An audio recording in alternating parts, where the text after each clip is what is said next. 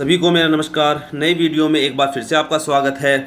आज सुबह ही उपेंद्र यादव जी ने एफबी पर पोस्ट डालकर बता दिया था कि जो शिक्षा मंत्री महोदय का लाइव प्रोग्राम होगा उसमें रीट के लिए ना तो एग्जाम की तिथि की घोषणा होगी और ना ही किसी प्रकार के पैटर्न की चर्चा होगी।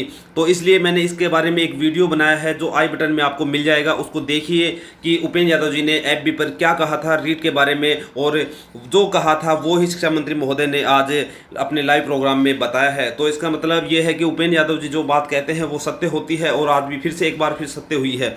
तो देखिए आगे जो शिक्षा मंत्री महोदय जी ने क्या कहा है। हमारी सरकार ने, माननीय मुख्यमंत्री जी ने घोषणा कर रखी है, उसमें तकरीबन काम हमने मीटिंग करके पूरा कर लिया है। ये मीटिंग की आवश्यकता मित्रों इसलिए पड़ी कि जो पहले रीट टेट हमारी सरकार कांग्रेस के शासन में हुआ करती थी, उसमें 2 एग्जामें होती थी, किसी तरह की ज्यादा कोई दिक्कत नहीं होती थी। लेकिन भारतीय जनता पार्टी की सरकार आने के बाद में रीट उनकी घोषणा के मुताबिक कर दिया गया और रीट के कारण से 30% उनके एकेडमिक जो उनकी योग्यता है, उसके जो मार्क्स हैं, उसके आधार पर दिए गए, जिससे बाहर के प्रदेश के काफी बच्चे, जिसमें कई तरह के ऐसे प्रकरण भी आए कि फर्जी डिग्री लेकर के उसमें मार्क्स ज्यादा दिखा करके और आगे थे, जिसके कारण से हमारे राजस्थान के बच्चे वंचित हो रहे थे। काफी समय से मांग आ रही थी कि रीट की जो भर्ती है उसमें 30% जो वेटेज हमारे ग्रेजुएशन आदि का है, उसके बारे में सरकार पुनर्विचार करे। हमने हमारी भावना माननीय मुख्यमंत्री जी के समक्ष रखी।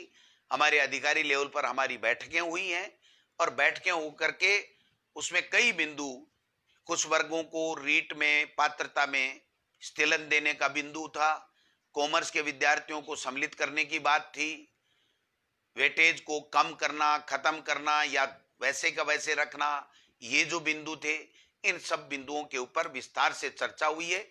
कुछ हमारे जो एनसीटी की गाइडलाइन है उसके मुताबिक कुछ चेंजेज हमें, कॉमर्स के विद्यार्थियों को अगर हम शामिल करेंगे तो उसमें कुछ चेंजेज करने पड़ेंगे।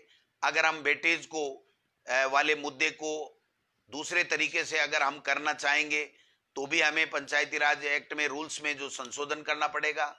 उसके लिए ऊपरी स्तर पे, उच्च स्तर के ऊपर काफी विचार विमर्श हुआ है। अंतिम जो उसमें प्रक्रिया में चल रही है ये मामला, और जल्दी से जल्दी इसमें फैसला करने के उपरांत जो रीट का फाइनल सिलेक्शन 3rd ग्रेड के टीचर का है उसकी प्रक्रिया क्या होगी, उसका जल्दी ही निस्तारण किया जाएगा। क्योंकि कई जो पढ़ने वाले बच्चे हैं वो कोचिंग में पैसा जमा करा चुके, कोचिंग के कारण से उनका भी ये बात बार बार ज्ञापन से आता है कि साहब जब तक कोचिंग नहीं खुले तब तक आप अगर रीट कराओगे तो हम पहले वाले जो कंपटीशन में जो लोगों ने तैयारी करके दी उससे हम पिछड़ जाएंगे। लेकिन मैं आपको आश्वस्त करना चाहता हूं कि हम इस भर्ती को डिले नहीं करना चाहते। ज्ञापन देना अलग बात है, निर्णय करना अलग बात है। माननीय मुख्यमंत्री जी ने ये स्पष्ट निर्देश हमारे विभाग को दिया है कि जल्दी से जल्दी 3rd ग्रेड के जो टीचर्स हैं उनके लिए रीट की जो एग्जाम है उसको आप जल्दी कराइए।